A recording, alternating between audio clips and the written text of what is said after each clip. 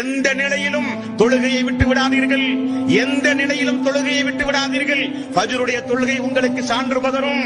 அஸருடைய தொழுகை எவன் தவற விட்டு விட்டானோ அவன் உலகத்தில் இருக்கிற அனைத்தையும் இழந்தவனை போல் ஆவான் என்று ரசூலுல்லாஹி ஸல்லல்லாஹு அலைஹி வஸல்லம் அவர்கள் சொன்னார்களே.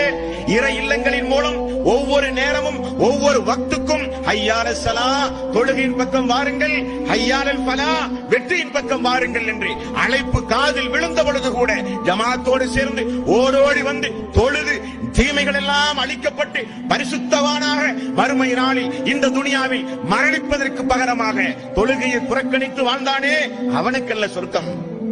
ஓடோடி வந்து முதல் சஃபில் இமாமுடைய வலது பக்கத்தில் இருக்கிற மக்களுக்கு வானவர்களுடைய பிரார்த்தனை என்று ரசூலுல்லாஹி ஸல்லல்லாஹு அலைஹி வஸல்லம் அவர்கள் சொன்னார்களே, அந்த ஜமாத்தை பின்பற்றி தன்னுடைய வறுமை காலத்திலும் செல்வமான நிலையிலும் சோதனையான கட்டத்திலும் எவ்வளவு பெரிய மன உளைச்சலுக்கு ஆனாலும் ஓடி வந்து சுஜூதில் கிடந்து தன்னுடைய மனக்குமரனை அல்லாஹ்விடத்திலே ஒப்படைத்து அழுது தொழுது சுஜூதோடு தொடர்பு வைத்தானே அவனுக்குரியது அந்த சொர்க்கம்.